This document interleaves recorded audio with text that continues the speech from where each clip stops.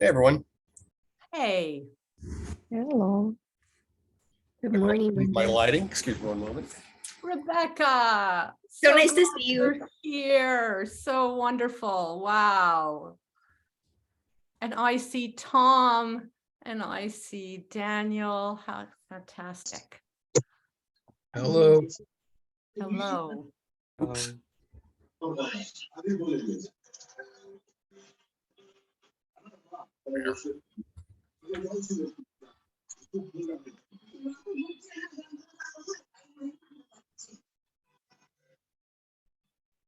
Welcome, everybody.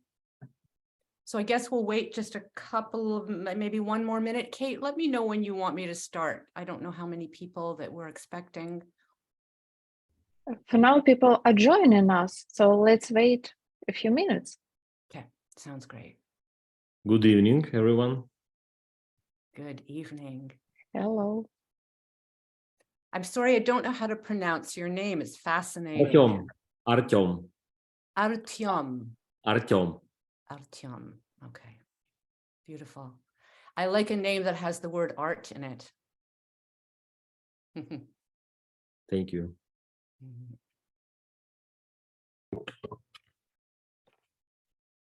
I just want to, Brenda, a friend of mine's joining, George Somas. Say hello, George. Wave your hand so they know who you are. Hey, everyone. He's my buddy George. from Boston. Nice to see you all. Nice. Any friend of Tom's is a friend of ours. Thank you. How you doing, Rebecca? I'm good. How are you? I'm well.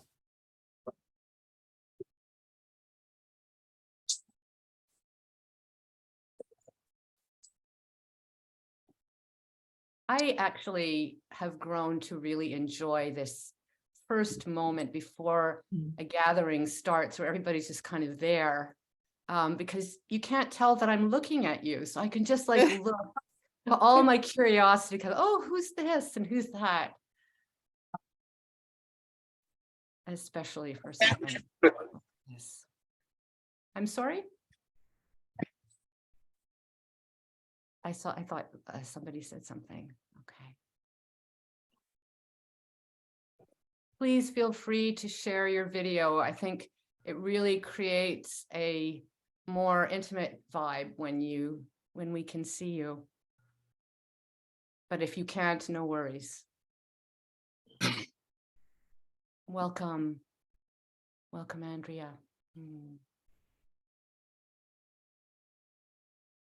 So maybe one more minute and then we'll start. Daniel, so good to see you here. Okay, good. Artur is arriving.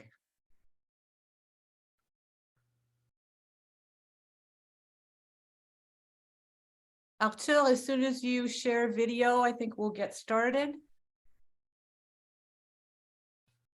Hey guys, I'm actually on a very bad connection, so probably will do audio. And apologies if I disconnect. Okay, no worries. Can you hear me? Yes, very well. All right. Cool. Liz, where'd you get that stocking hat? I like that stocking hat with the flag on it. Where'd you get that? Thank you so much. I made it. Oh, we got to start selling those. Okay, nice. well, welcome everybody. It is so great to see some people that I know from many, many community calls and people that I don't know. Really fantastic to be together. Symbolically, the day after the 1-year anniversary. Really, really hard to believe that we're still here. I say to myself, one day we're going to look back and man, are we going to learn a lot. Anyways, I will talk a little bit more about this a bit later.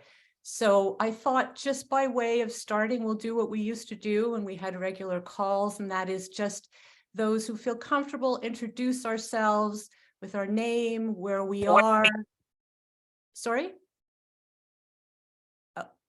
Okay, so start with our name, where we are, in the world, and 3 quick words to describe ourselves, just so we can give a little quick sense. It's not a test. It's very easy. It could be just three words to describe how you're doing right now, or 3 words to describe your character, and why you're here.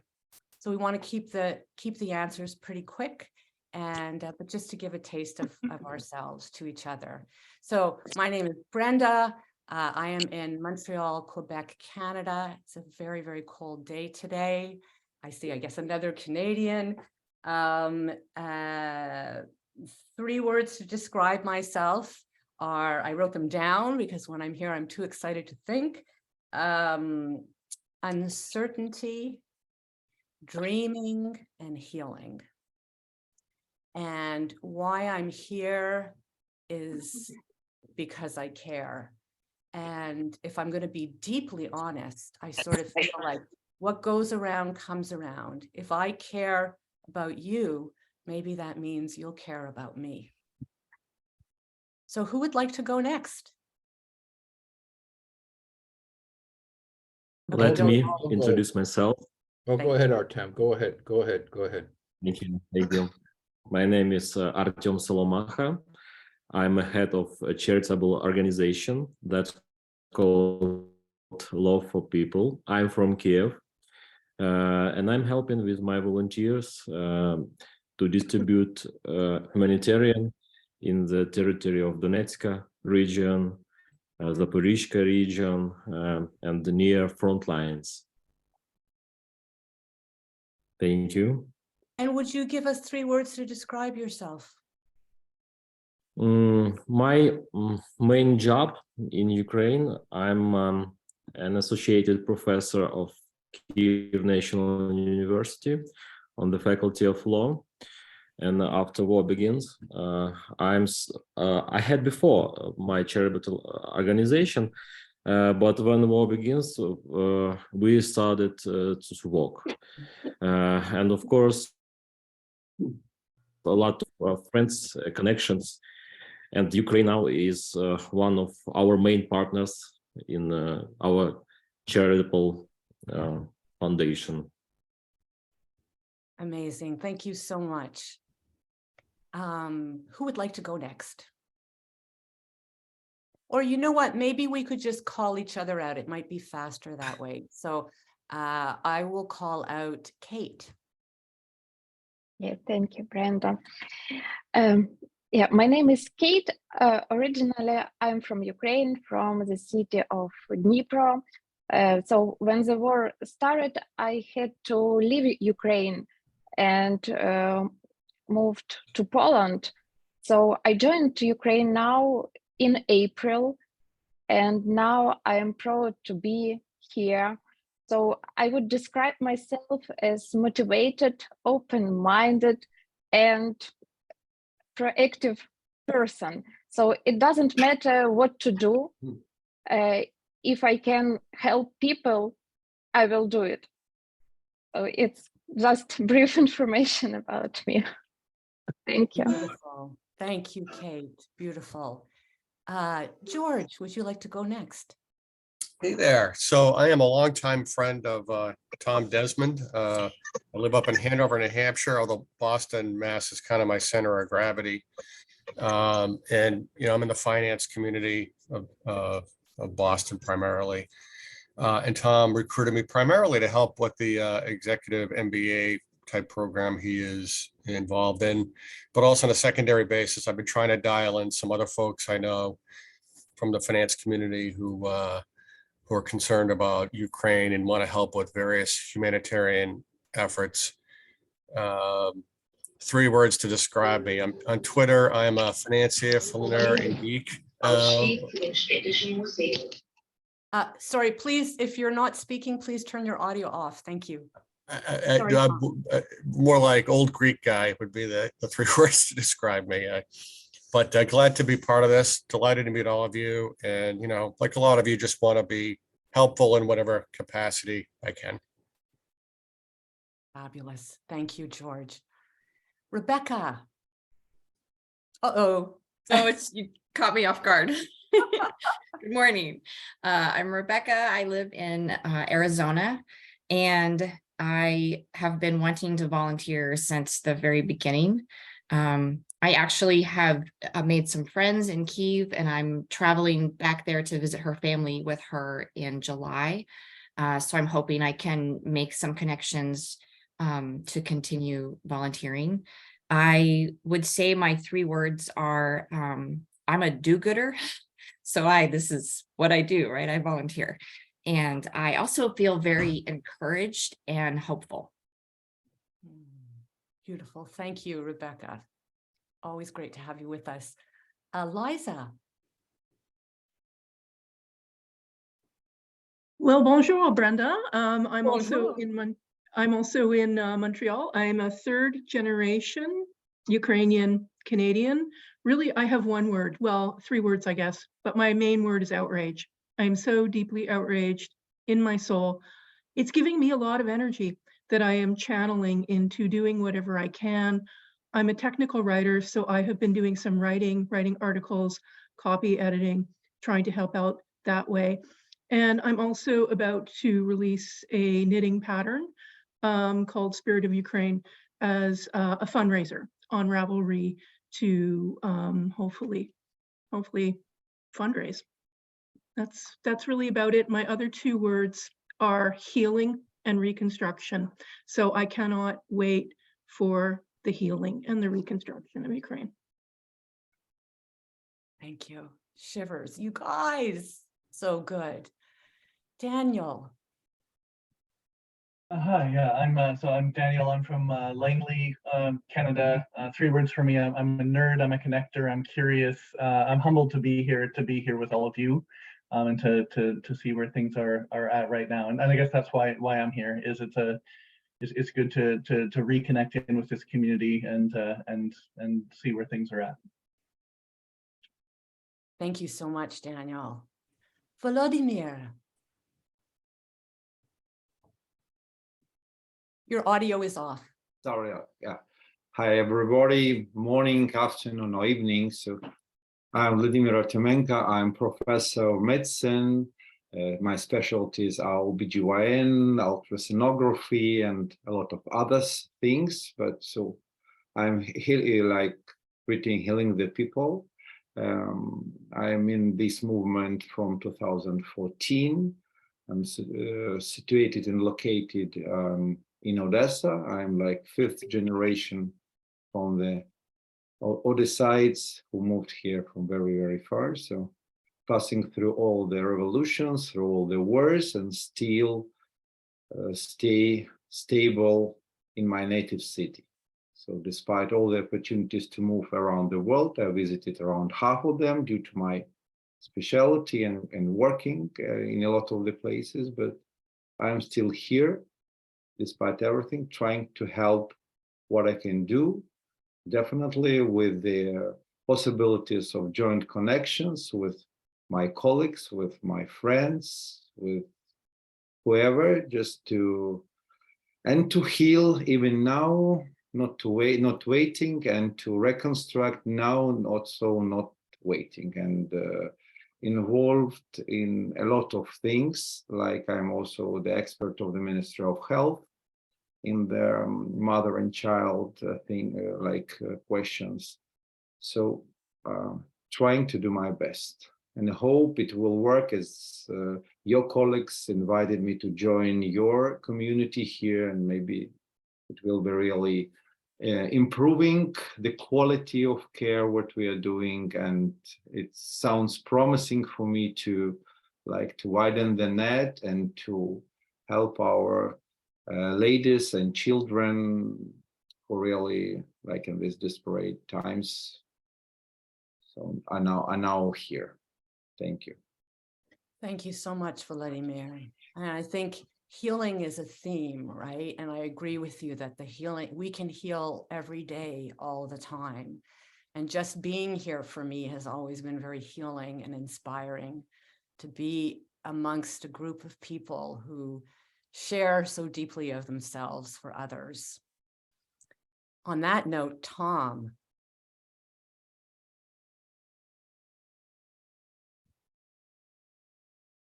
Your Hello, audio. everybody. My name is Tom Desmond. I reside in the Boston area.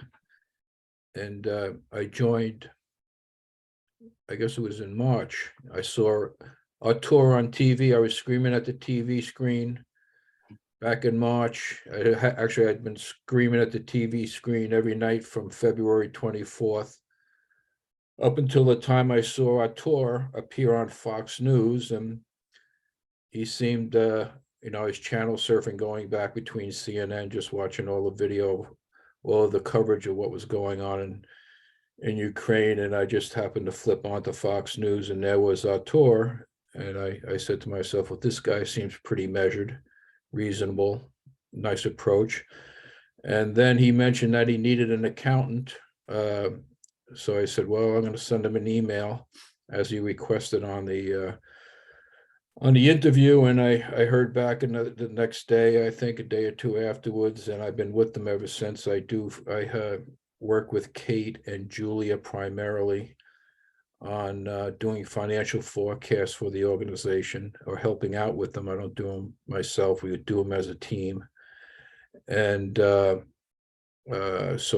then we started, a bunch of us started, and Rebecca, we're going to pull you in on this real quick.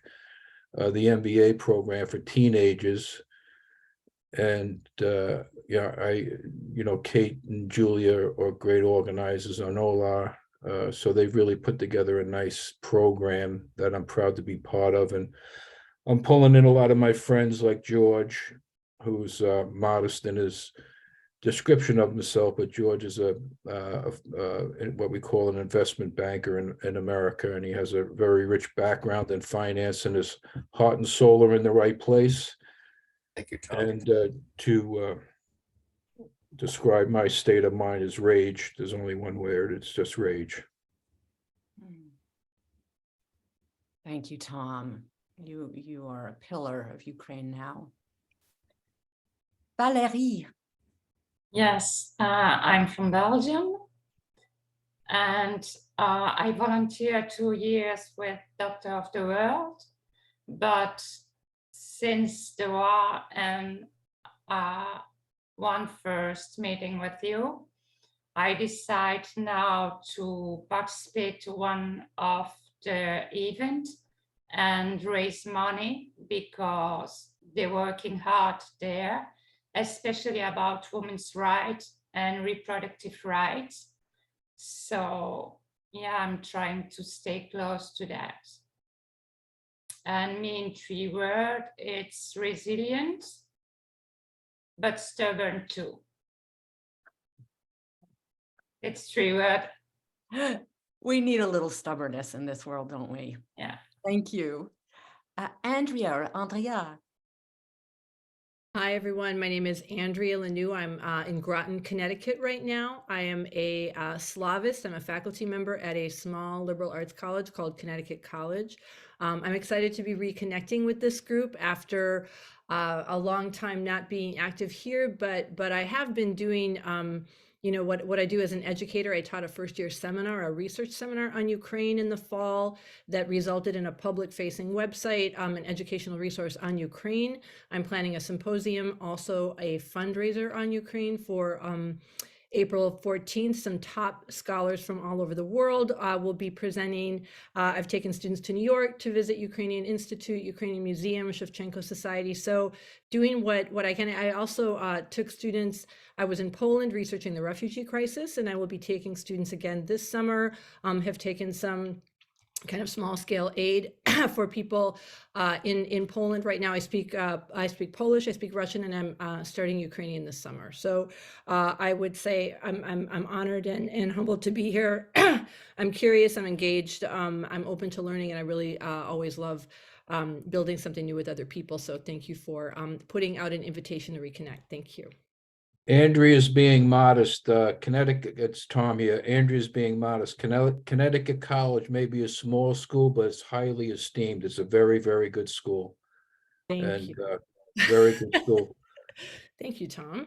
And actually, I take the ferry quite frequently from New London over to Orient Point. So I'm down there. Maybe we'll have a cup of coffee at some point. I appreciate the shout out. Yeah, we tried. Thank you. Yeah. and the importance of education, right? Really glad to hear what you're doing, Andrea. Thank you. Anindita, welcome from India. Yeah, hello. Can you hear me? Yes. Yeah. So as we are talking about that why we are here. So my response is that I'm here because I care. I was greatly disturbed when the Russian tanks first went into the Ukraine territory and it started its invasion, and then we know what is going on, and afterwards it really inspires that how Ukrainians stood up against a bully and they are fighting for their survival and their right to existence. So this is why I am here. So I am here because I support freedom. I'm here because I support that the bully cannot take our rights. So this is why I'm here. So that's it from my side. And how would you describe yourself in 3 words? Okay, so by the way, I am somebody who loves liberty and freedom. So that is what I would love to describe myself. But in the professional, as far as my profession is concerned, so I am a teacher. At the same time, I'm a YouTuber also. I make videos on international relations and its conflicts. So in my channel, I had also covered some topics about the Ukraine war. And so, yeah, so this is what I do. Thank you so much, Anindita. And it's always so great to have people from different parts of the world who aren't necessarily obviously connected. And this is what this is all about. This is incredibly moving and inspiring. Thank you. Thank you. Sergiy, welcome. Hi guys. Nice to meet you. I'm from Ukraine. I work in IT and consulting. The reason I'm here is because I have a bunch of friends who is fighting right now, and we started some charity organization and helping them with different ammunition and cars and everything. But we had a interesting project with UkraineNow and with Iuliia and Anton. So we delivered a couple of patient warmers to the medical groups quite successfully. So that's why. And how would you describe yourself, you who help? Just a regular person. I'm active. I try to be help where I can. Nothing special. I would disagree. I see Iuliia also you're saying. Very much disagree. Yes. But we'll get to it. We'll get to it. Please continue. Would you like, Iuliia, would you like to introduce? Yeah. Hey, hi, I'm Iuliia. I joined UkraineNow. I think pretty much. I think it's been exactly a year today since I joined. What I do right now, I do projects coordination, and I'm privileged and I'm blessed to meet all the exciting, amazing, and way too modest people. A couple of those are on this call: Volodymyr, Sergiy, Artem. That's people I didn't know before the war started, and if there is anything good that this past year brought to me, it's you guys. It's all of you on this call. It's those people I work on pretty much on a daily basis, and I've been thinking about those 3 words. How would I describe myself, and what changed? 2 of them didn't in the past 6 months. So I'm exhausted. I'm still resilient, but there is one new word which I'm usually very cautious about using it, but there is also hope. And there is something I was also thinking about a lot, like when coming to this call, when planning it, is that as much of horror and atrocity and unspeakable things that happen, and there is still hope, and there are still awesome people, and that's why I'm here. in the organization, in this volunteer movement. That's why I keep doing what I'm doing. And yeah, it would not be possible if not for you, all of you on this call, and a couple of people who didn't join this call, but hopefully we'll see them on the future ones. So yeah, there is hope. Thank you, Iuliia. And that's the kind of hope I think we can, it has depth to it. It's not just sort of fluffy hope, like, oh, let's just imagine things will be better. It comes from, I think, a deep well of love and connection and our humanity. Thank you. Thank you so much. Thank you, Brenda. Okay.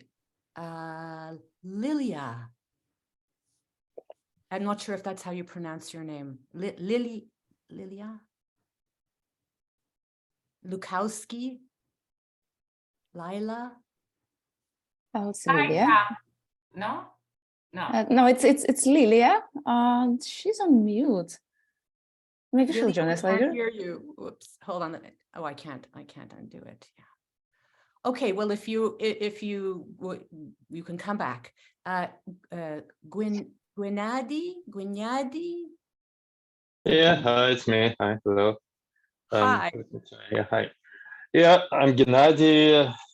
I'm a software developer currently in Germany. Have been living here since more than 20 years now. I was born in Ukraine, and then I also lived in Russia and Britain, and now here in Germany. And yeah, not much to say. I guess the three words I would choose to describe kind of my values would be freedom, something that was already mentioned here, justice, and love. That's, I guess, what drives me. Amen. Thank you. Thank you so much. Yep. James,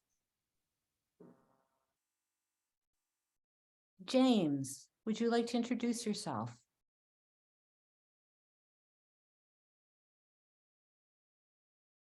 James.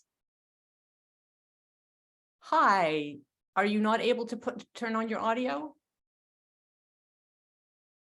No, we can't hear you. No. Okay, well, glad to have you here. And if it works, you can introduce yourself later. Anton. Hi. Hey everyone. I'm Anton. I'm originally from Chernihiv and Kiev. Now I'm living in San Francisco. I'm a software engineer. I joined UkraineNow, I think about a year ago. So immediately when it started, because I knew Artur before this community was formed. I was mainly contributing in the role of, like, I would refer myself as a digital infrastructure janitor. So helping like other teams when, like, with computational resources and whatever they needed. For example, like if any of you have email at ukrainenow.org, that was set up because I went and add ukrainenow.org to Google for Nonprofits organization and stuff like this. And later today, I will speak more about one of the, like, recent things like I did.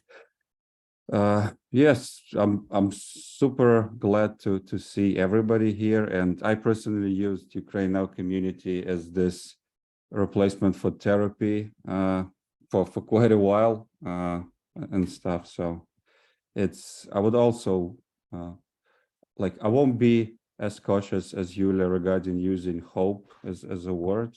I think existing of this community and the stuff all of the people, you know, jointly do here is definitely brings hope to the table. So I'm glad. Yeah, that's about it.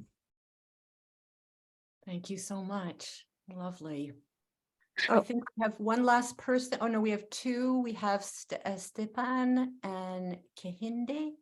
So Stefan, would you like to start? Introduce yourself? Yes. Hi, guys. My name is Stepan. I already see some familiar faces and some new faces. So hi to all of you. Apologies, I'm currently with my kid babysitting him, so no camera. but he says hi to you too. I've been working with UkraineNow for almost a year now as well. First, I was helping mostly with organizational stuff, and then I moved on to other project called Tutors for Ukraine, where we were teaching, finding tutors for Ukrainian refugees abroad. And now I'm working on the second project that is designed to help UkraineNow and other volunteering organizations get more funds through fundraising.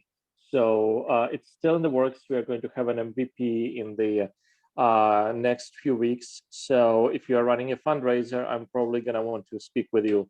Heads up. About me, I like to get stuff done, but unfortunately, I chronically have not enough time to do everything that I want to. So that's probably the thing that you need to know about me. Yeah, and thank you for organizing this. Thank you, Stepan. Great to have you with us.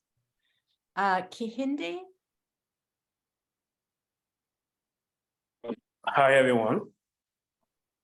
Hello. Hello, good morning. Good evening from my time. I'm actually connected from Nigeria. My name is Kehinde Williams. I'm the Global Director General for Lush Life for Life Foundation.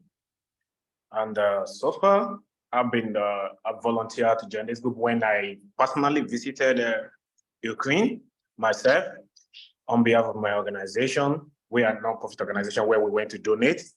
Then I was also at some border of Poland and Hungary to support some students. But the only challenges that I actually have was when I was in Poland, and I realized there is a lot needed to be done. So I traveled back to Nigeria and I tried to coordinate my team so as to be able to send some relief package down to Ukraine or to Poland, and also send our humanitarian department, who are the field team, to help the team on ground. That is where we are stuck due to the bureaucracy and a lot of policy and a lot of, I don't know, maybe I should say policy, or I should say, let me just say policy or bureaucracy, because after we try to access the tools that we need to cargo some of the tools, while we need to buy some things in the nearby European country, which will be easy for movement. We realized after we contact some committee and we sent some letter down, but none of this was being addressed properly. So it kind of limits us in want to provide support, and it kind of limits access of youth who actually want to do something for this cause. And I've been following every time I joined the UkraineNow, I've been following updates, and sometimes I personally have access to travel, but not all my teams have access. So being a one-man job is very tiring for me, because after the incident that we were unable to make it to, I have to make another trip to Poland again, then purchase some few things I could, then take it there, just donate it and leave.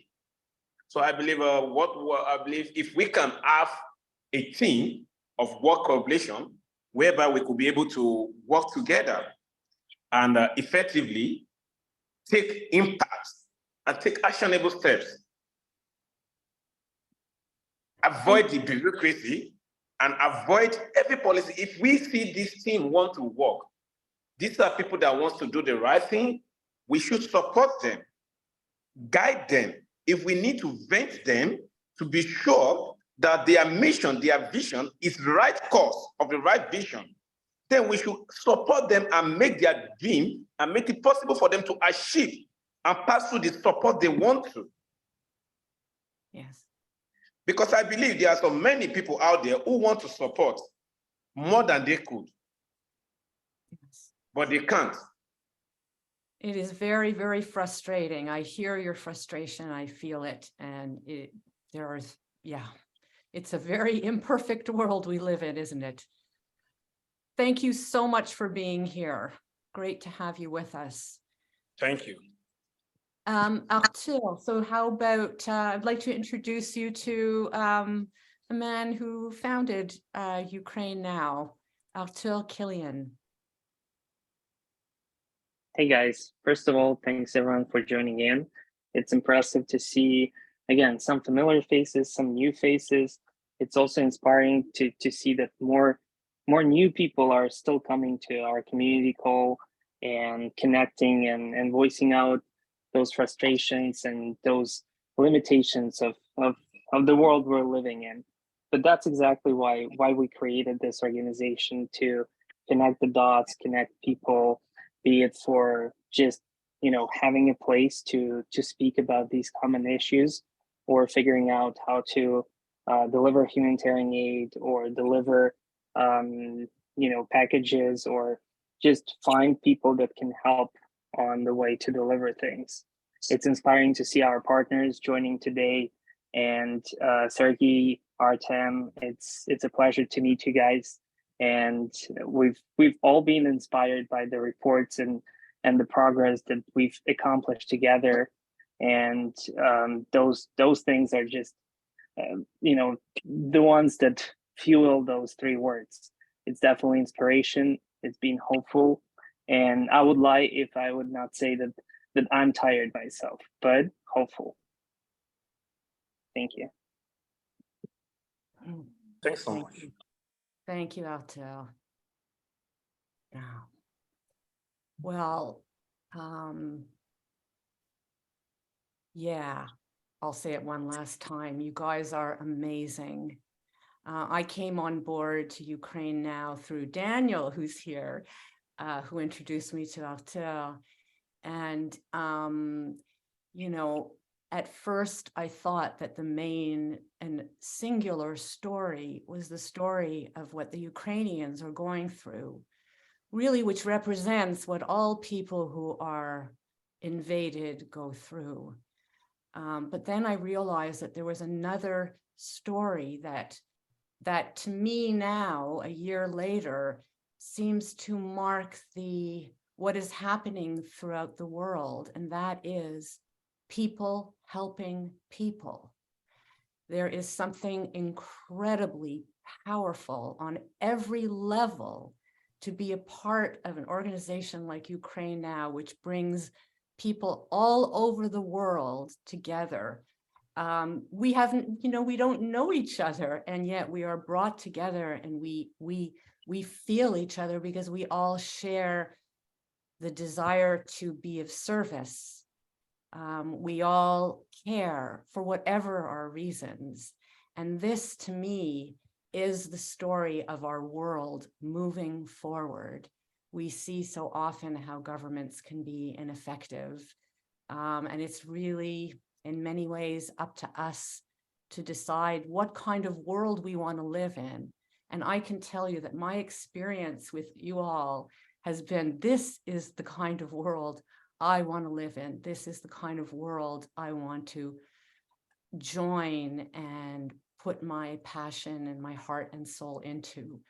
I was invited to just say a couple of words about what I'm doing, and that is a global project called The Village. And basically it is a human storytelling and media platform that gathers people all over the world to share our life stories and grow closer together. And my experience with UkraineNow has been exactly that. We have come together and we're sharing of ourselves and growing closer together. I did about 18 or 20 community calls like this, which were recorded. And from that, we took the recordings and we edited them into what I call a social media, a social impact campaign. So it's just basically very short videos meant to share the heart of your hearts, the hearts of the volunteers for UkraineNow. And it has been a deep honor for me to be involved in this, and very inspiring and life-changing. You know, right now, I think we all realize the world is in trouble, and whatever we can individually do to be in service is a beautiful thing. So thank you. And I would like to introduce Artem from the Law for People. Hello, one more time. Glad to see you all. Glad to meet you all. It's a pleasure for me. I'm the one who trying to help civilians in the front lines with my organizations, and also with a big help of UkraineNow. Thank you so much for your help, because we have fuel for our vans to get humanitarian to civilians. Also, we have a lot of aid from UkraineNow that we have from Poland. And now my volunteers just came back from Donetsk region, Bakhmut region. People is struggling there. They don't have electricity. They don't have food. They don't have even heat.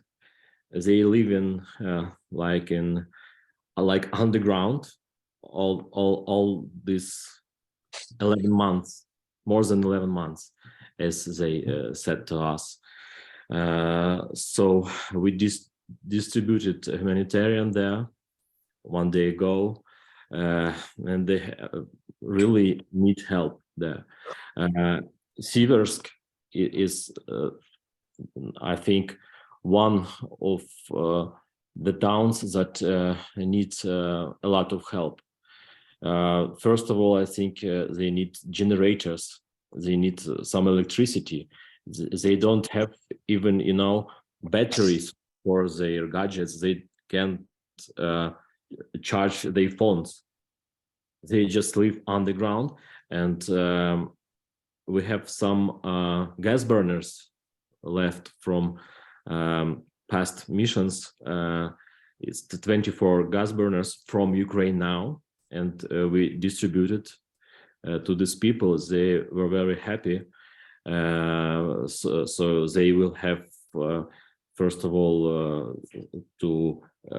they can cook some food on these gas burners, and also they will have some heat down on the ground where they live. You will see, I think today, maybe tomorrow, I have on Facebook, I have my Facebook with Law for People, my organization, and I will show video from this region, and you will see these people, you will see how they're struggling near the front lines. Oh, I'm so emotional, sorry, it's hard to see these people for me,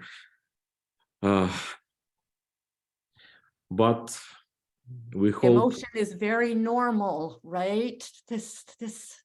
I would think it was not normal if you didn't feel emotion. Oh, thank you so much, UkraineNow, for helping my country and people. Thank I'm you. sorry. Thank you, Artem. Thank you so much.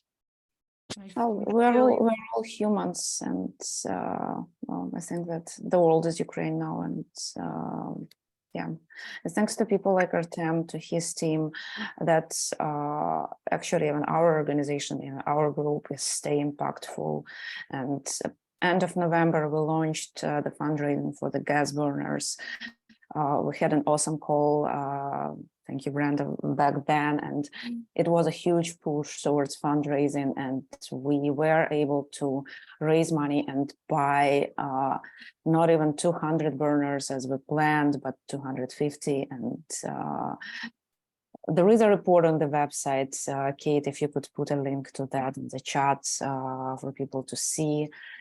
And it was Artem and his crew who get it there. And there were a couple of changing plans. We planned for one region before, but then it was like so dangerous to get in that we had to reroute the team, and we went to different region.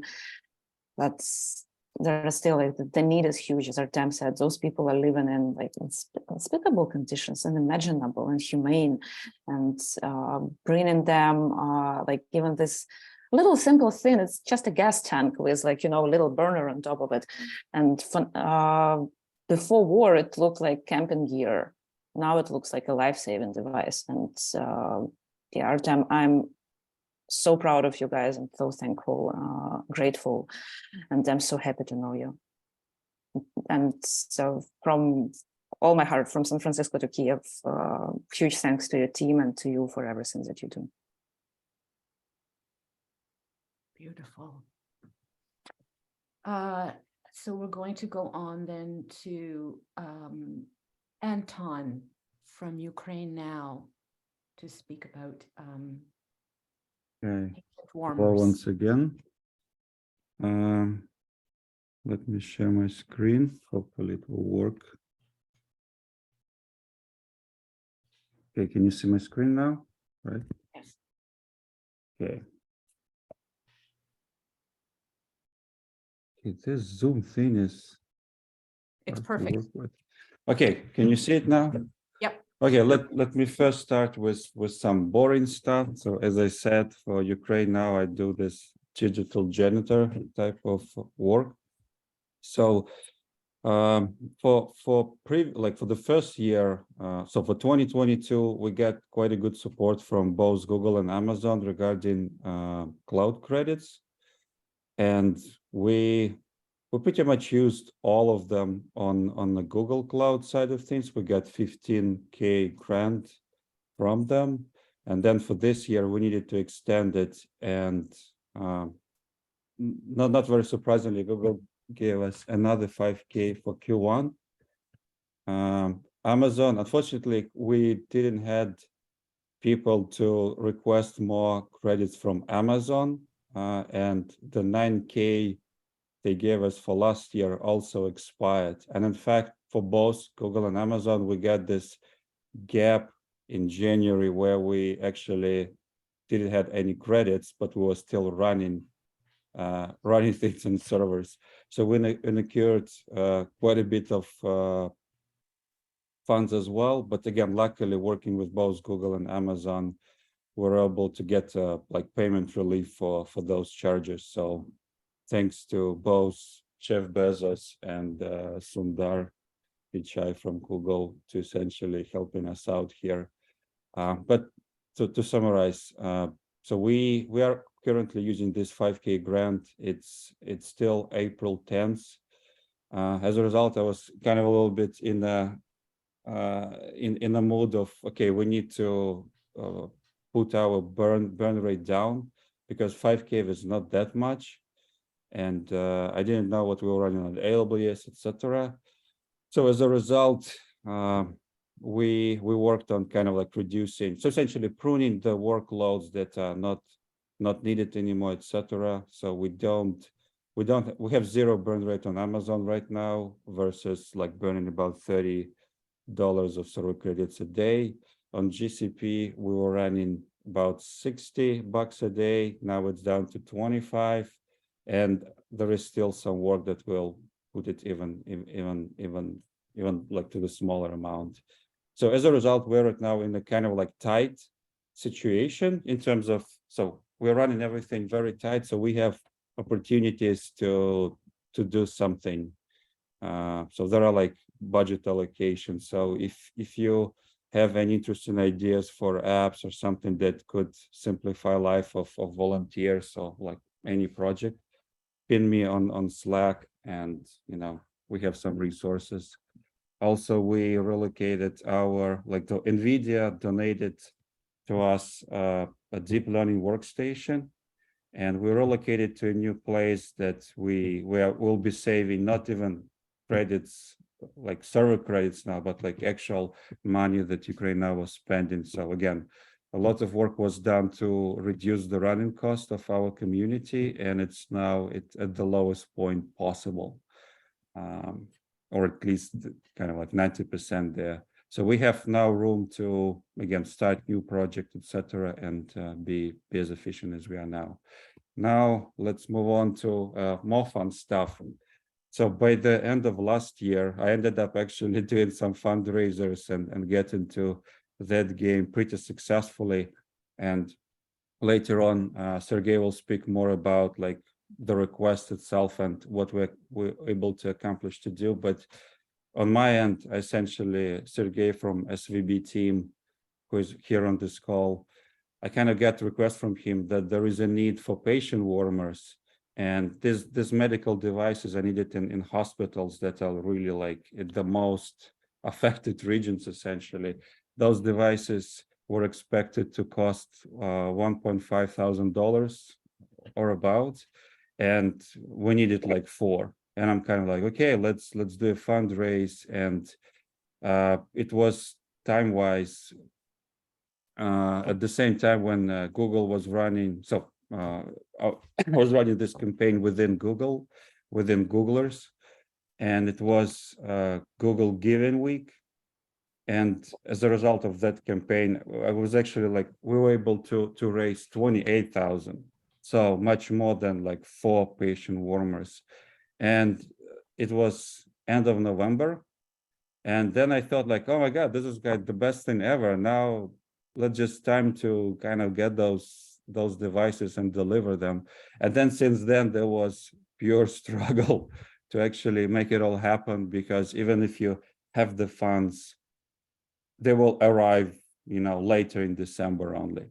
Even if they arrive on your account, you still need to figure out how to transfer funds to Ukraine to actually buy them. And since it's like the sums are pretty big, it triggers all, like, we run into so many issues. So heads up to Iuliia, who were essentially the driving force on UkraineNow side of things to solve all of that, and to Sergiy on SVB Team side of things, so just to making the financial transaction work, and obviously all of the SVB Team on the ground, etc., to do all of this. So also part of that budget, I want to mention like this kind of quick joint venture with Ukraine Healthy Berlin folks as our partners. So they were doing a supply of a bunch of hand warmers. So like here on the picture, I think they cost something like 15 euros or something. So we kind of like part of this budgeted fundraise, since it was bring warmth to Ukrainians, was qualifying.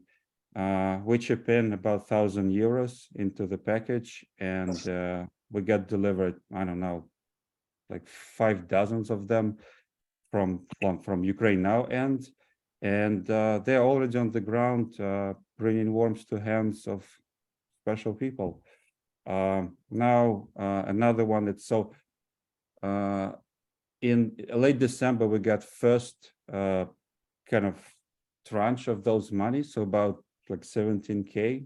So 1K went to this project, and 17K went through partnership with SVB Team. I think we delivered like 18 patient warmers and a bunch of warming blankets that come along with them. And now I would like to invite Sergiy to talk more what was happening from SVB Team. Hello, guys. So just a quick update. I'm not a medic. I might be not very accurate with the terminology, but so these patient warmers, why we need them? So usually when our soldier is injured on the battlefield, it's taking like 3, 4, maybe sometimes 5 hours to deliver him to the medical center. So, and this winter we had some low temperatures, so that's why body is losing some blood, and there is a huge risk of hypothermia. So, and also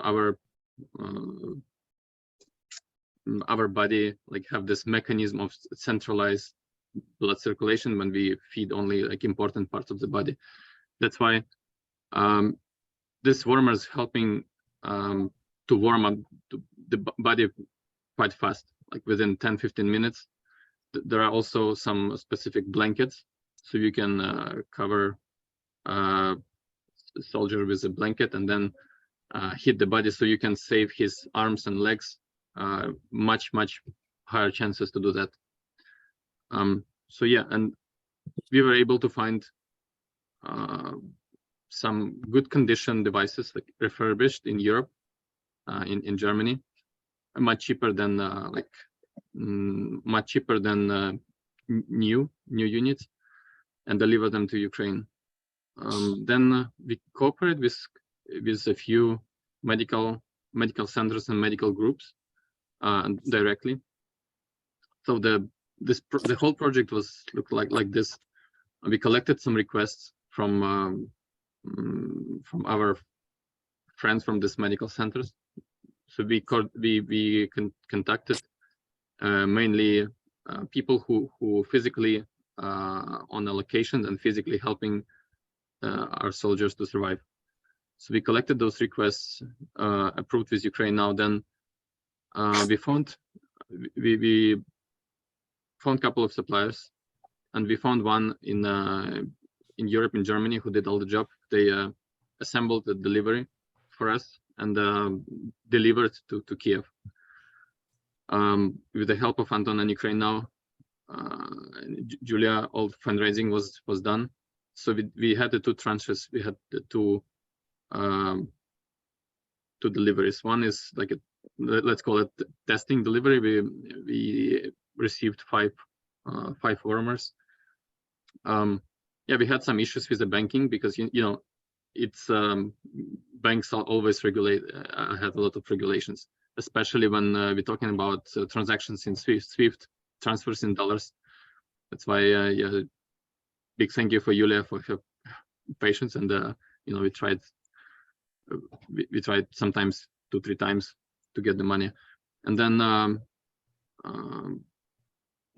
then we paid for the warmers directly for our counterpart in Ukraine, and we did some quality check in our warehouse before sending those devices to final medical groups.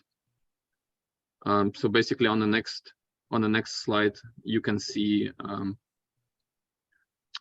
some summary of our destinations. Like, we have a group in Ukraine called Hospitaliers. They're doing a good job in helping our soldiers on the battlefields. They also providing a number of trainings for medics. So we shipped them like 5 units. We have some group, Iuliia, charity foundation, so he helped just in terms of distribution. That's why I mentioned his group. Also, we have a group of medics in Pokrovsk. So we sent them like 3 units at the beginning. They were like super happy because they sent us a video. So if you can see a third image where the guy covered with a blanket, that's those first group from Pokrovsk, and then they asked if we can send more, so we shipped 3 more because they have a need. So we delivered in total like 15 for now, and 3 units still on the warehouse. We were waiting for chargers for them, and then they will be shipped for other destinations. But on average, we need to ship also like 10 blankets. It's on average 10 blankets per unit, because those blankets, we can use them multiple times, but they need to be washed after blood. You know, so it's we purchased in total 18 units and around 180 blankets already shipped. So we also supported the 30th Brigade and the 58th Brigade, which is now in Bakhmut. So we shipped in total 3 units to them. So that's the story. And we know that there are also another medical groups which need these devices. Timing was good because we started in December, January, when it was cold. Now things are getting better, but there is still a need in such devices. So just want to say a big thank you for UkraineNow, who so supported and helped us with this project, because it's really, you know, you can tell that how many soldiers coming to these medical centers, and you can say for sure with confidence that you helped, you know, if to save, if not lives, then a bunch of arms and legs of those guys who are fighting for us. that's. If you have any questions, please. Yeah, it's Tom here. Can you hear me, guys? Sure. Yes. So Kate and Julia have done a terrific job working out logistics. And I think they've got processes in place that can really, take us to the next level. They're both very prudent and cautious as how that we spend money and how we move goods. So the reason I'm saying that with my background, I'm kind of like in America, we call ourselves factory rats. We're turnaround guys. We go into factories and it's all about throughput. And what I heard from Artem and Sergiy just now, it's all about throughput.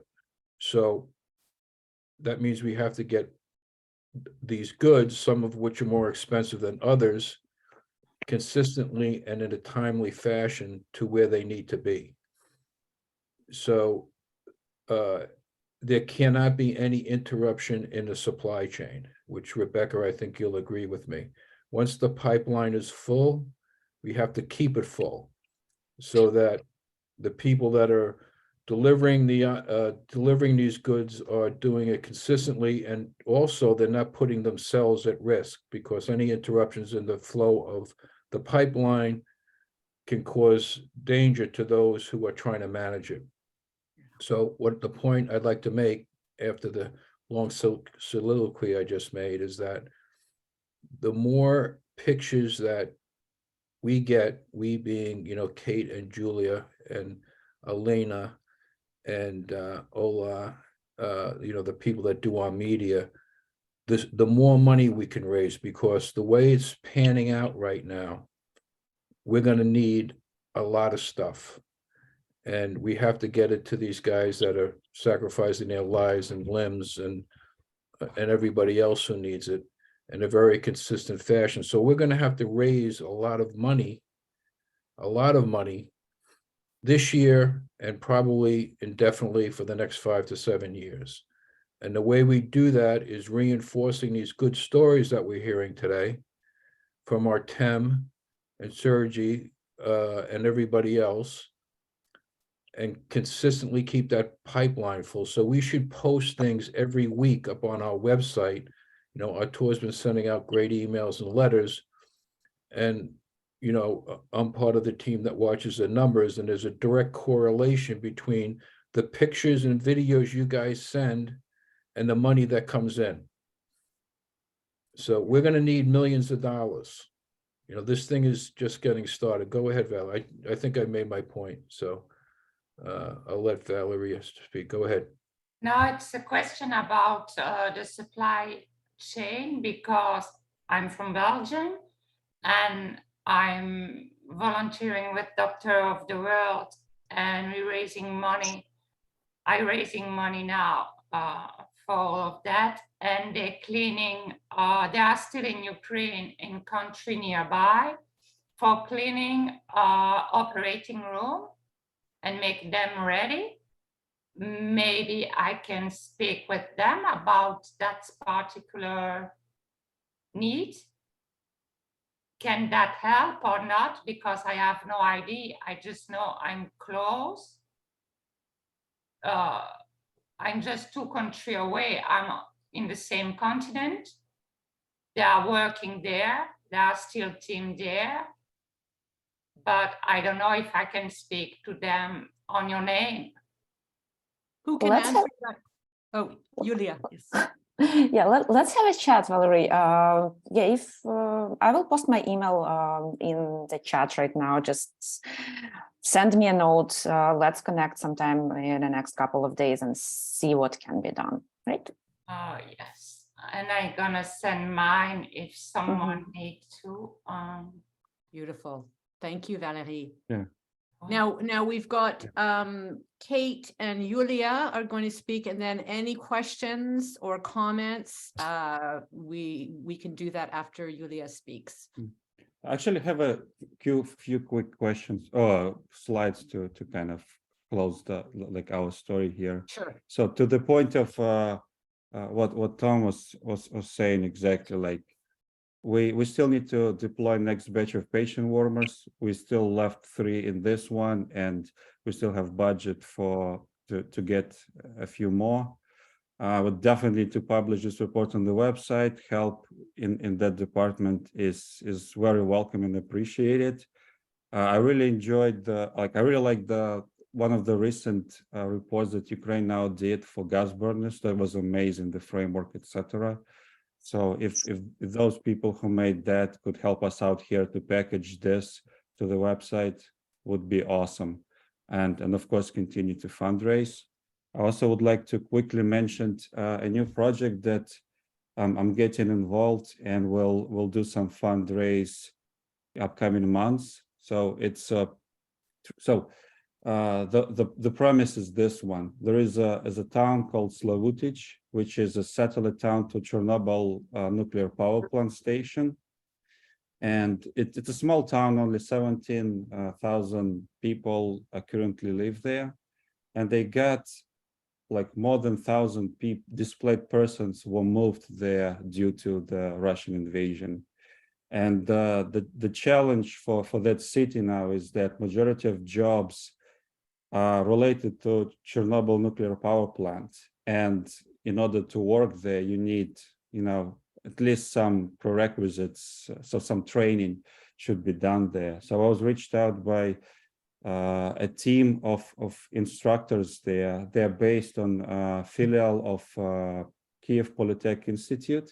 So they develop the curriculum as their instructors as their, but they need some help with just simply material needs. So they need help to raise for 50 laptops, a few projectors, and those 50 laptops will go to train a first batch of trainees.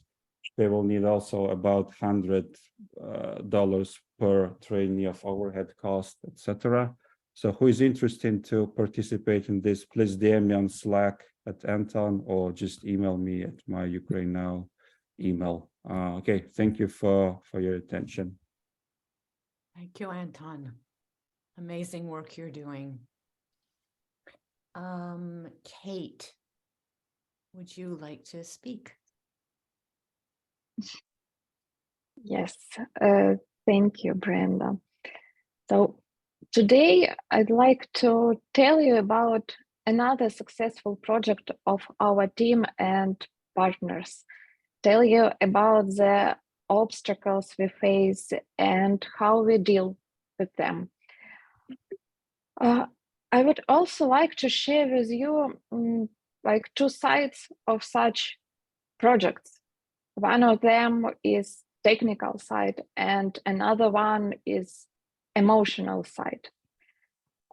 So firstly, let me share my screen. I've prepared a little presentation just to make it more, I would say, visual. And so let me just 1 second.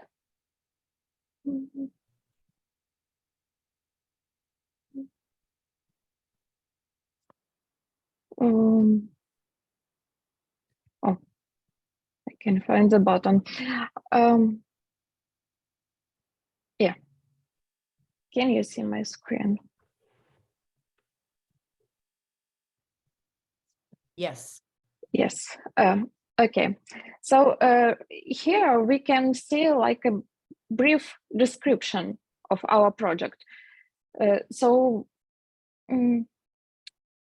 We know what to do. We know the project goal. We know the recipients. We know the location. So what are we thinking about when we see this description? So I would think that it is simple enough to implement this project. What we need, we just need to buy some stuff to send it out and also to make some distribution process. So what else do we need? I think nothing, but it's not, it doesn't work this way. So let's take a look on the map. So we are talking about the city of Pokrovsk, and the city of Pokrovsk, it's only 25 miles from the front line, from the occupied territory. Here is the city of Pokrovsk. So the city is under constant shelling. People continue to live in the city. And also there is no way to send supplies by rail or by bus or even by some delivery service. So there are big problems with the essentials: food, hygiene items, water, electricity. So what was done?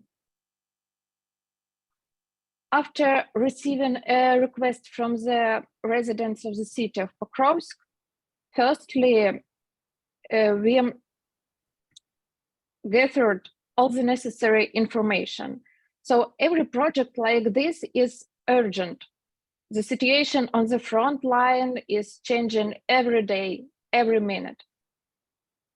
The war is not over, but our priorities are the same: safety of the volunteers and helping people who really need it, who really need help. And this project, thanks to our regular donors, we were able to quickly organize the buying of supplies in the city of Dnipro. Also, our volunteers collected the items as requested, and the partners from the charity fund Iuliia delivered the goods to the city. So you should know that every trip like this requires huge effort and also preparation. And right now, our trusted partners from the NGO Shield are distributing hygiene items to single mothers, to the elderly people, families with young children, and people with disabilities. So it's impossible even to plan, organize, and most importantly, to implement such a project without combined efforts of donors, volunteers, and on-the-ground partners. So now I'd like to share with you our common results.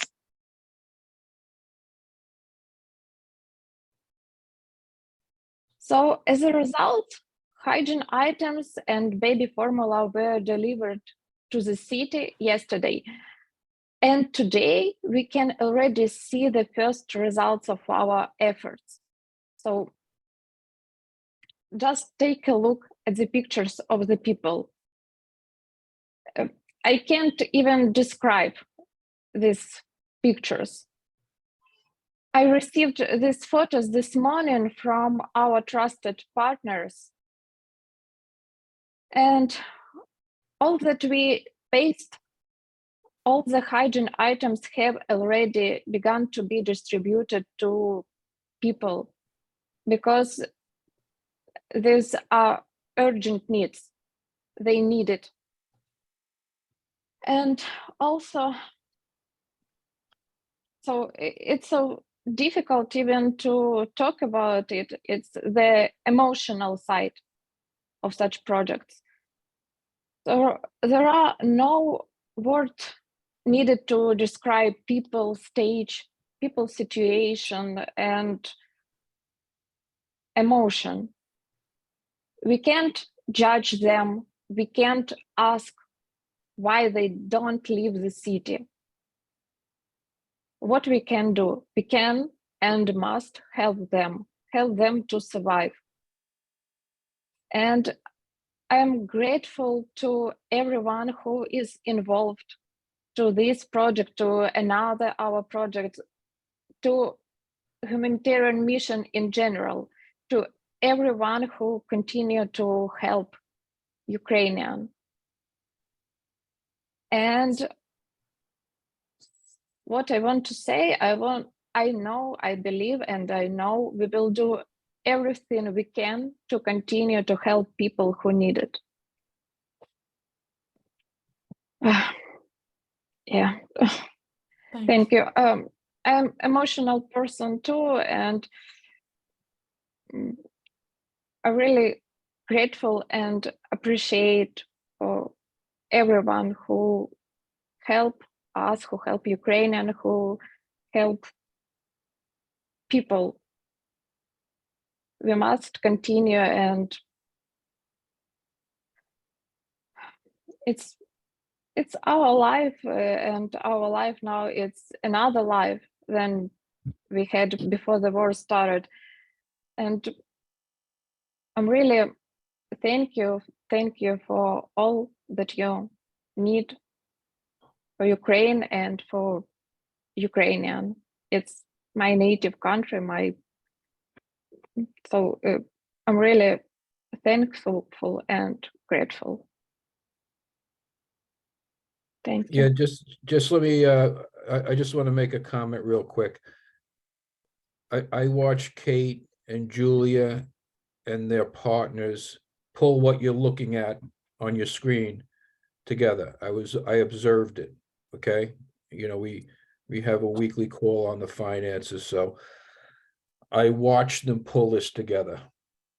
And what you're looking at, they did in about 3.5 weeks, which is remarkable. Maybe not even 3.5 weeks. It was probably 2.5 weeks from the time that Maria in the city that you're looking at contacted Kate and Iuliia, and let them know what the needs were. They pulled this together in no time at all. And trust me, that is not an easy thing to do under normal secure circumstances, let alone a war zone. And as I just want to make that point. It's just proof that this organization delivers. And Kate and Iuliia and Kate, you let those guys know, and to get those, what you're looking at here on this screen, people risked their lives to get it there. And this is a very real thing for those of us who are not on the ground in Ukraine or in Poland, or who are not on the front line. But it was really remarkable how quickly and efficiently, and I'm saying this as a businessman, George can tell you, what I'm very into efficiencies, and for them to get this done is really, really remarkable. And hats off to you guys, Kate. And you let those guys know who drove this stuff up to the front line that they're, real heroes. They most certainly are. And to reinforce the point both Tom and Kate made, is what's constantly against us is time. Because last week, when our volunteers in Dnipro were busy with buying stuff, and guys from Luty were planning the trip, Russian missile hit a residential building in Pokrovsk, killing, if I'm not mistaken, 3 people, 3 civilians were killed. I'm not sure what's the death toll by now, maybe more, but it's just a situation people in Ukraine, volunteers in Ukraine, are dealing with on a daily basis. Artem's team know it's probably the best of all of us here, is that you plan what seems possible this week might not be feasible next week. And that's why we do our best to respond quickly, to find the optimal routes. And our capabilities are still very limited. We're a small organization, but we are not the only organization. That's why we build connections, we expand our networks, we build partnerships.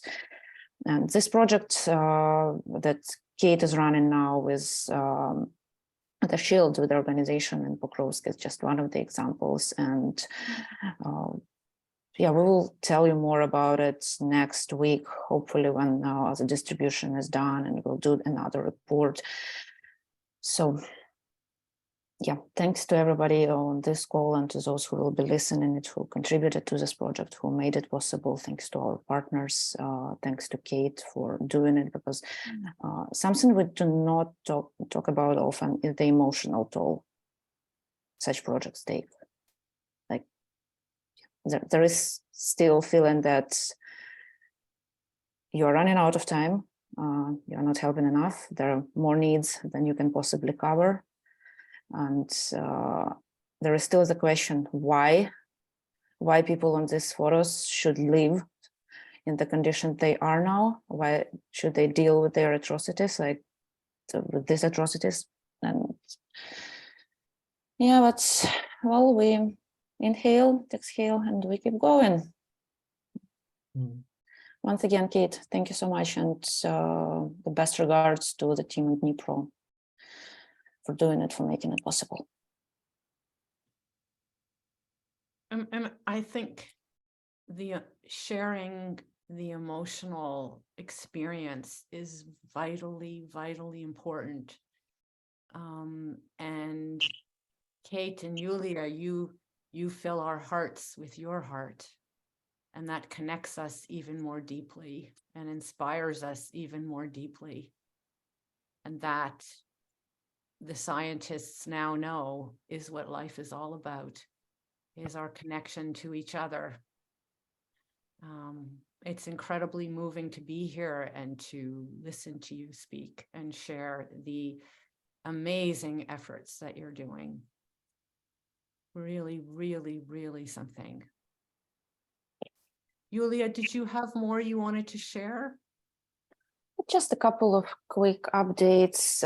So the project that Kate just presented, if everything goes well on the fundraising side, we want to make it a regular initiative with Pokrovsk, because what we delivered, it's well, it's for 60 families, 60 plus, and it's for 1 month. So they are covered for, well, the next 4 weeks, but guess what, then they will need it again. So we want to make it a regular fundraising effort, regular delivery effort. There is something else that also happened last month, well, not the last month, since our last call in November. The organization Kate just mentioned, the NGO Luty. Luty means fierce. And it's also, Luty is a name of the month we're in now, so February in Ukrainian is Luty, so very apt name for those guys. They helped us to help people in frontline territories to get to safety. Because when UkraineNow started, we used to have regular evacuation routes. We used to take people across the border to Poland, big buses and stuff. And but hell, the times changed, the needs changed, and the evacuation initiative shifted towards the front lines and for moving people within Ukraine. So what we did with guys from Luty, they work with individual requests, so small buses, pretty much one-to-one relationship. It's no like a tourist group, no sightseeing bus, but they are getting people from places where like very few organizations go. And 54 people were evacuated since November, and they are now safe in Dnipro and surrounding regions. And where they were evacuated from places like Bakhmut, which is a pretty much no-go for most of volunteers organizations these days, just because of how dangerous it is there. And yeah, the window of opportunity to get someone out is closing really fast. A couple of initiatives we are running since I think June is we do as a subscription model for donations, letting our donors to pick the initiative they want to support, whether it will be the evacuation or delivery of the food boxes. We still have our small but proud team in Poland who buys food, packs the food boxes, and now we have Artem helping us out with logistics. We have his guys going to Poland, holding the boxes, bringing them to Ukraine, helping us distribute them. Their recent trip, you'll see the video soon. Yeah, those are our boxes. Those are your effort. Those are your impact, your achievement, dear people. And yeah, $25 a month helps to feed one person for pretty much that same month. Wow. Again, what seemed to be like no big deal. I mean, canned fish, I didn't care much about canned fish. I still don't. People for whom it's like pretty much their only food they can get and store without the refrigeration, it's a big deal. So that's what we do. We pack the boxes of non-perishable goods, basic hygiene supplies, put it in a box, give it to Artem. Artem takes it to Ukraine, gives it to people. And yeah, that's how we work. And that's our main effort right now, is building partnerships, building relationships, and building a network in Ukraine of the organizations to support.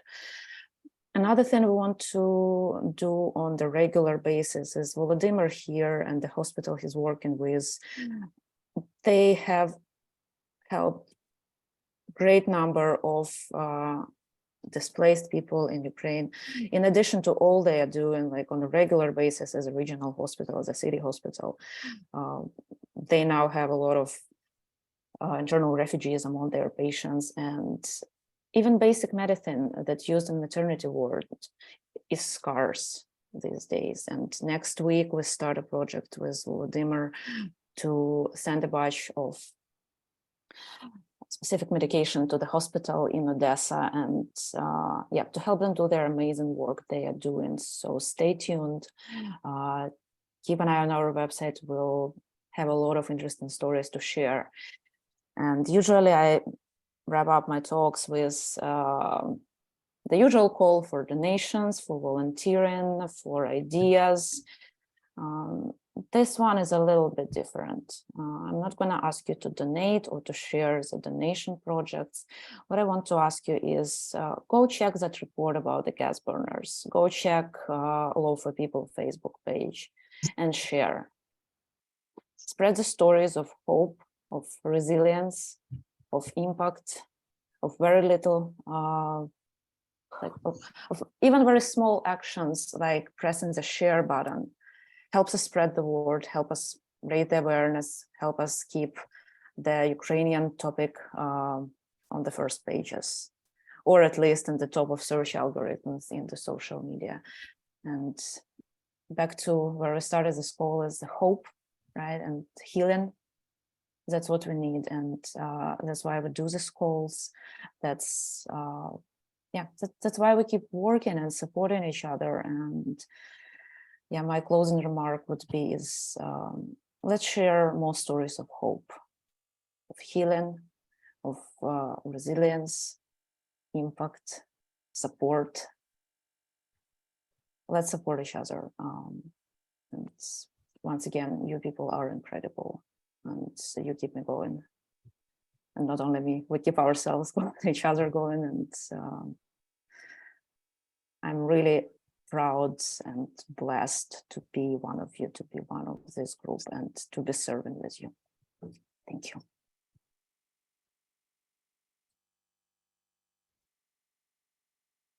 How beautiful. Thank you. As I listen to you, I think we have so little control in life, right? And yet I would so much rather be here than anywhere else, connecting, helping, uplifting, inspiring, sharing the difficult stuff and the triumphs. It's that this is what I meant at the beginning when I said, like, actually, I didn't say that use these words, but this is a blueprint for the world, this kind of coming together. All of us strangers to each other, but when we come together, we inspire each other and we connect, and we're building a new world here on this call. Thank you, everybody. I'd like to open up the floor if there's any questions or comments. Anything anybody wants to share? Volodymyr. Oh, please, Valerie. Oh, it's okay, but it's on the same field. It's about menstruating women. They have access to water in the place where you're sending hygiene products. Iuliia. In Pokrovsk, yeah, there is still water supply in the town, seems to be intact from the last we heard, but there are also smaller towns around where there is no access to potable water. Because I don't know if it can help, but I work with a lot of feminist associations, and they sue menstrual protection washable. So maybe it can be a solution, but we need water for that. That actually can be really useful. Yeah, Valerie, definitely let's connect. I will talk to Maria in the town in Pokrovsk, like what's the deal there, but menstrual pads, hygiene products, it's always a huge need and always overlooked, because even when I talk to people like Maria and asking for, hey, what you need next month, like what supplies do you need? She always starts, like a lot of organizations on the ground do that. They start very modest. They start with like the most critical, the most essential. So like first it was just, hey, yeah, we definitely desperately need baby formulas. And then we have this girl, you've seen her on the photo. She's 27-year-old. She's bedridden, like really hard condition. And she needs like adult diapers, small size, like really hard to come by. So can you send us those? Say, yeah, I'm asking her like, hey, previously we also sent you some menstrual pads. Do you still need those? And she's been like, yes, of course we need those. I know. But that's how we think the priorities, right? First you feed the babies, then you take care of women. And yeah, there are a lot of contributing factors to that thinking, but yeah, it's definitely needed. Let's connect. Let's see what we can do. Yeah, we're gonna try that. Beautiful. Volodymyr. Yeah. So I just want to share several things with you. The first one is consider just to be curious about what we are doing. Just we are involved in a lot of the projects, and a lot have been done, and a lot is continuing to be done. It concerning mostly, not concerning only like ladies' health, women's health, and children and newborns, like neonates, but it also was like helping our military hospitals and military mobile hospitals and mobile medical groups, where my students, my fellows are already working, because we started doing that from 2014, when the country was totally out of understanding what's going on, and we started training them. So, and for now, they're medical military doctors, and they are all there, and we're in huge contact with them, and for sure, so me like a professor and all this, our colleagues, and we are helping them until now. And this is continuous way from the very beginning. So for that reason, if we are, it goes simultaneously with the civilian people who are, especially where first months like Kherson, Mykolaiv, and Voznесensky, which was awful, like it was on the Donetsk, Lugansk, and Kharkiv regions. I mean, with the first month, which was done. But even now, when it's like liberation of a lot of places which already gone, we still have a lot of duties there and a lot of things what's to do concerning like civilians and concerning like healing and restoration of normal quality medical care and health care as a whole. So that is one the point when you're asking about to be there, like John was mentioning. I totally agreed. Like the pipeline need to be full and need to manage all the logistics properly. And also I could share if you like ideas, whatever who needs, so like how to manage this properly and how to make all this chain not interrupted and how to be it really very quick, because we use like our friends and colleagues, we use our own vans, our own cars, our families. So all together we are involved, and that though we don't have like how to explain you, like Facebooks, though we don't have like I mean some name, or we didn't make this NGO for that reasons, though it starts from 2014, but that was our conscious decision just to make it, and that's it. So but this is one direction and one place how we work. So like one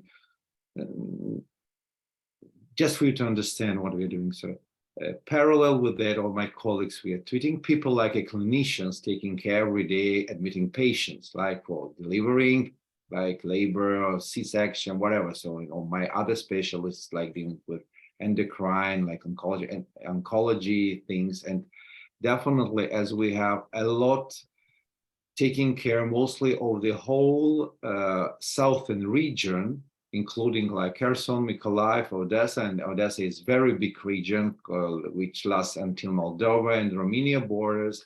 So it's like, it's like 300 kilometers in length, with a lot of not only small towns, cities, but also villages.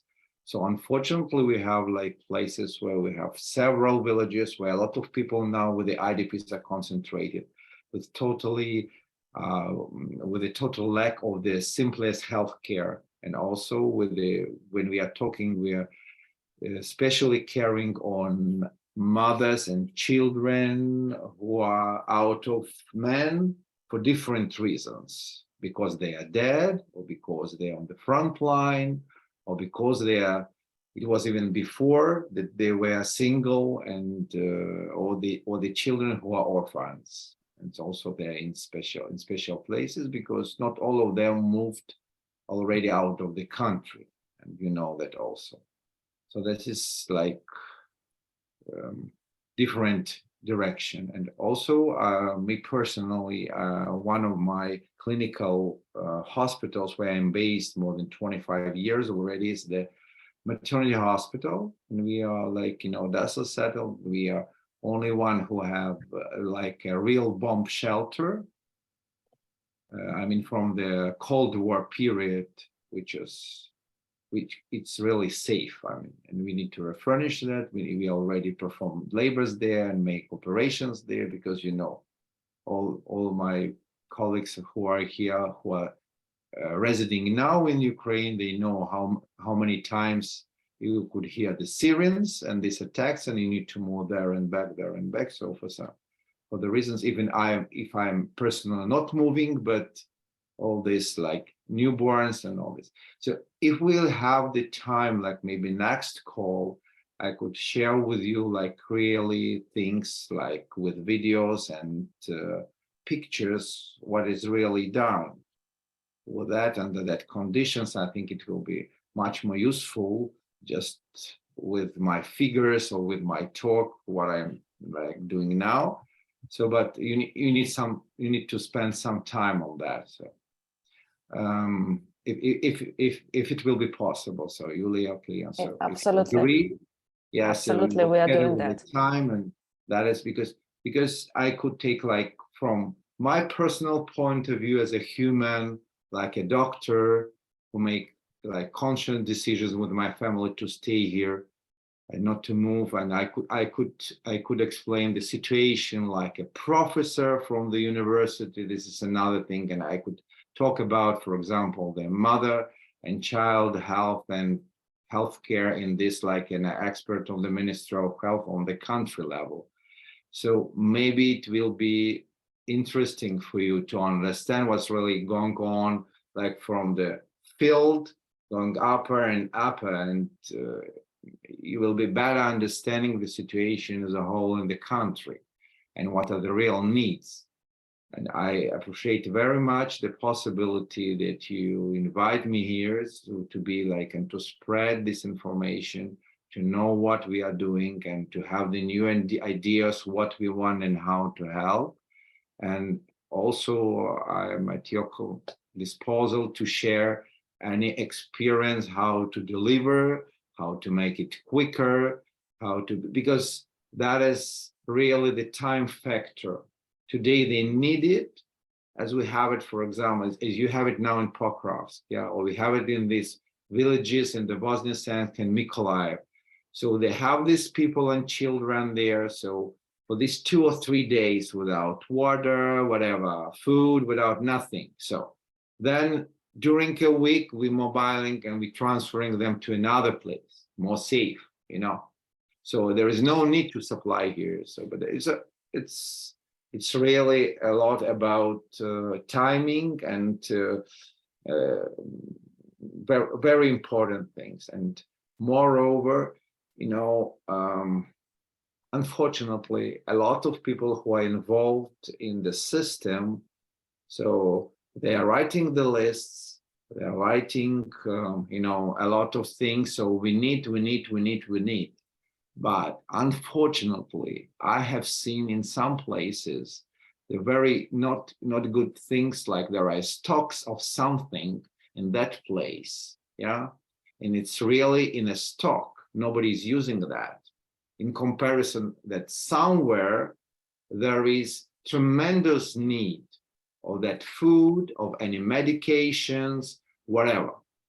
So, and that is, you know, that is the things what I want to overcome as soon as possible, not to be like there, because I faced it even in the military hospitals, and they were telling, we can't do anything without order. So what I can do, so how can I apply for the Minister of Defense or something? You know what I'm talking about. Maybe you have such bureaucratic things what you can't overcome, or you are trying to overcome. But I'm totally agreed with Brenda that if somehow the universe is uniting here such a precious people, that is the precious, because we have a lot of people who are not caring in the world about anything, just only about themselves, you know, and that is so precious that you hear and you want to help and you are trying your best and to do so. That's why, Brenda, so believe we have a lot of people in Ukraine who are very open-hearted and open-minded. So, and we are trying our best to deliver all the best care and everything what we can do. But you need to understand also that a lot of people are now in the position where they just are thinking to survive, nothing more. They can't think even not to help somebody or not to do something. They're just so frightened. And so, you know, that is one more thing which I could share with you somehow, because we are running several programs concerning like psychological things with my colleagues on the mental health, not for some IDPs, for especially the pregnant ladies and for the medical staff, because you could understand that sometimes we as a people who are trying to help are even more disappointed, are even more frustrating, and could be in more depression even in comparison with others who are not taking care and putting this to they don't see it with their eyes, they don't want to hear that through their ears. So they're like in a cocoon in some height of the like crystal egg, seeming nothing happening around. So there is no problem around. And it was from 2014, and it's still keeping. Unfortunately, it's still keeping there. So even the people who are moved from the country and who are our colleagues and who have been our friends, and when you ask somebody for something, yeah, not to donate, just with a simple time sharing or time for their time to help. And we could have the answer that they're already in a safe place around the world. That's 9 million people. That's incredible. That's incredible. So they're somewhere in the world around, but they're asking, okay, what are you doing? So what's going on? They say, we are safe. It's okay. We need to run for me and my family. That's the answer.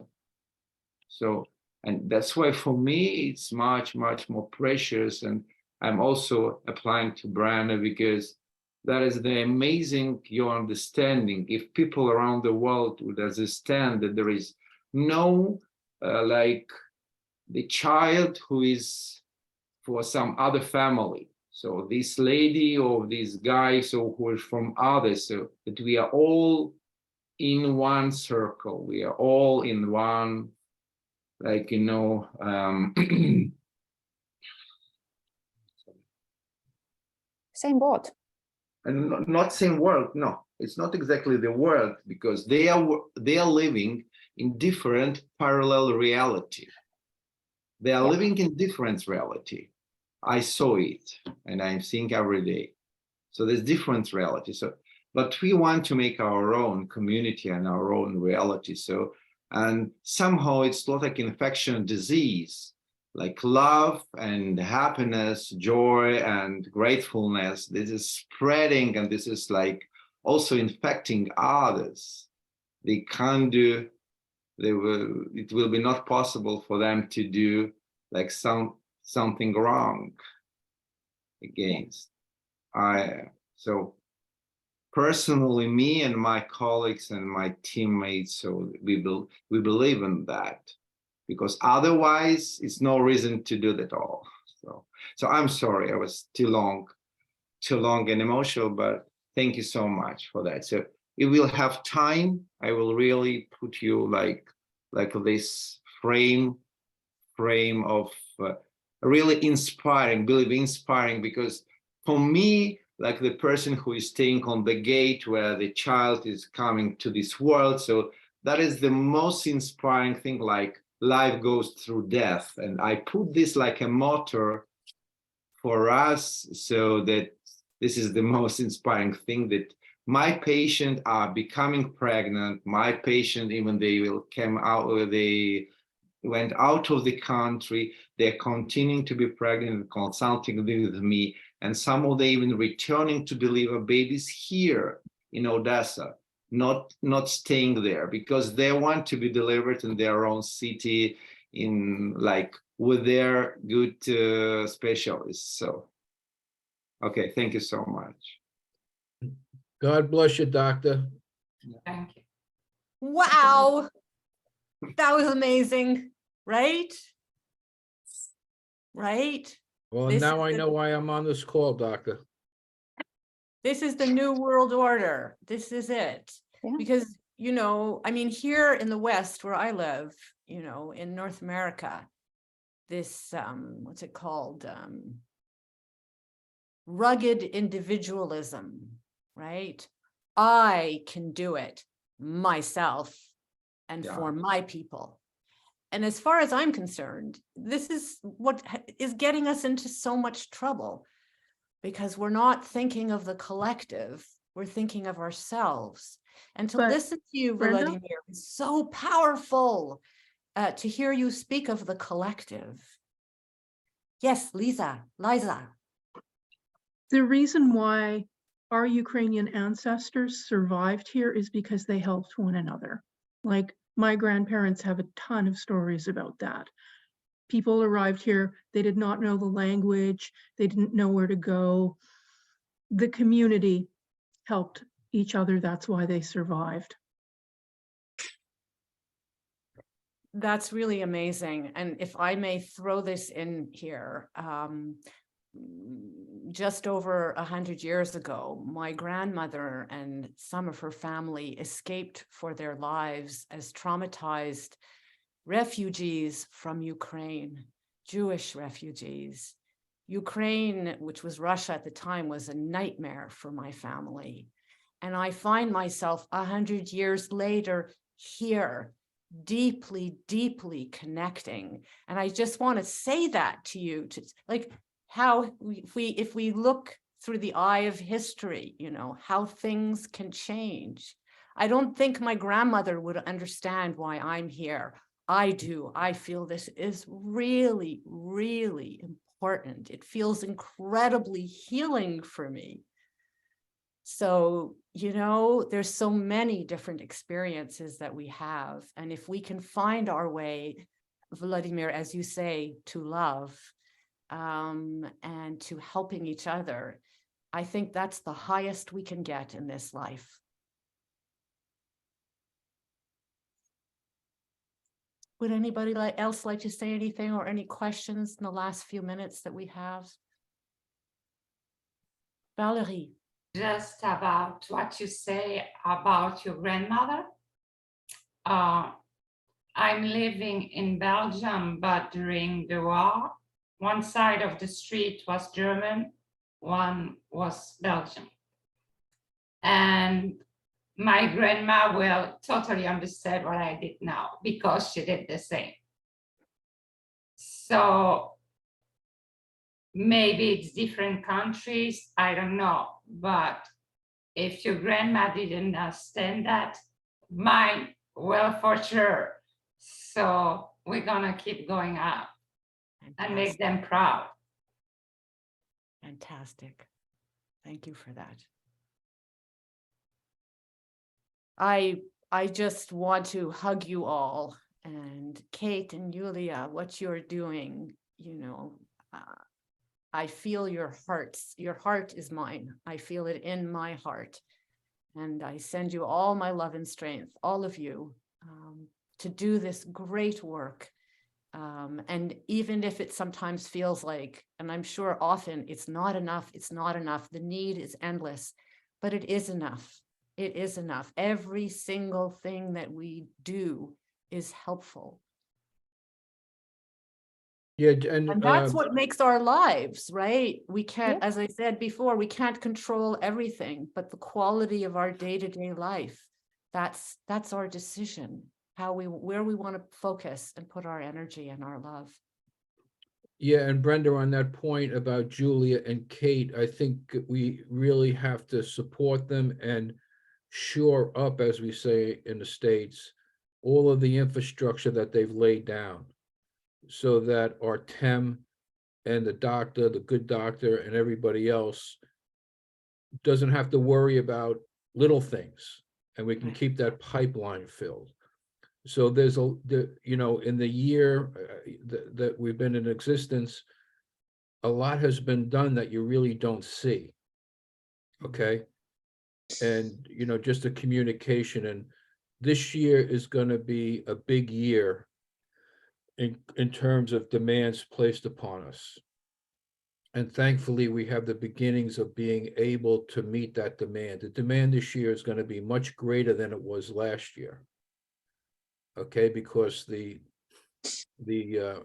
adversary is back.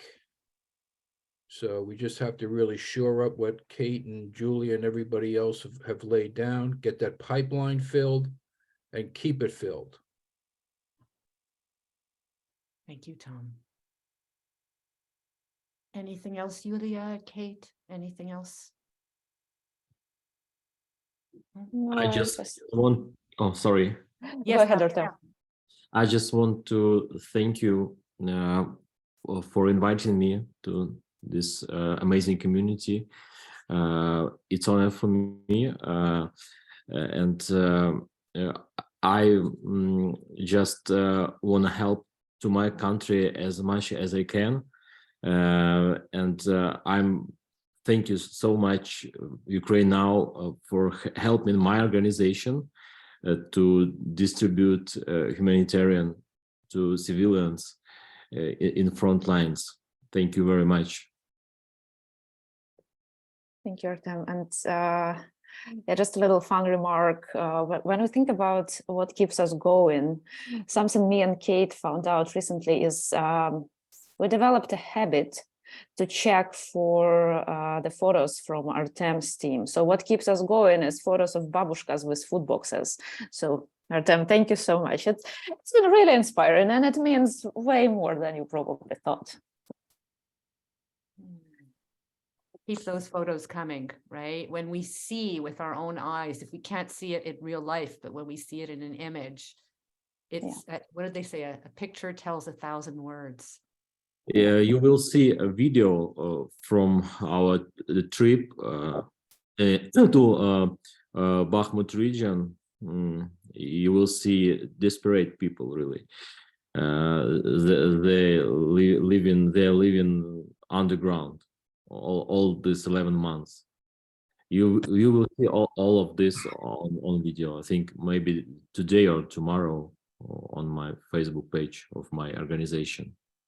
Thank you, Artem. Thank you, Artem. And we will share it to the participants of this call as well.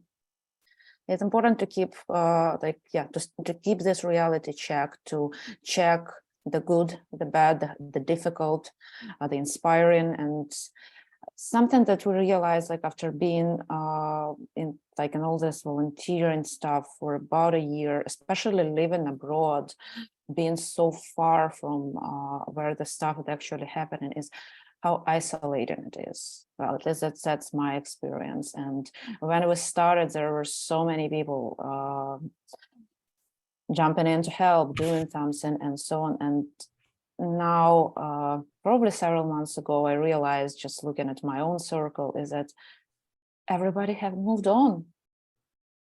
Like, people continue living their lives, doing their stuff, and it's not to blame them. It's just the reality, and it's a normal thing that we all have different resources and different means and needs. But yeah, one of the reasons calls like this, meetings like this, is so important, especially now, and it will be even more so in the coming months, is that we are growing tired. We are becoming, especially those of us being abroad, we often feel more like isolated, trapped in this context. And something I texted a friend of mine yesterday, we haven't spoken in a while. What I texted her is, could you please talk to me about war? And then I caught myself on it that, wow, I mostly talk to myself. If it's not the operations and like another project and anything, just processing all that, it's just, yeah. But all of us need someone to talk to about war. So people, please reach out, share, be emotional. This is how we heal. This is how we stay on track. This is how we stay in our lane and keeping the eyes on the prize. Self-care. Perfect. Exactly. And I think I'd like to end by saying, I want you to take care of yourselves as well as you take care of all of us, right? Don't forget to care for yourself. Thank you, dear people. And yeah, I hope you have a peaceful, wonderful weekend. And we'll reconnect next month. Thank you. Thank you. Bye. Buddy. Thank you, Brenda. Thank you. Thank you. Thanks for having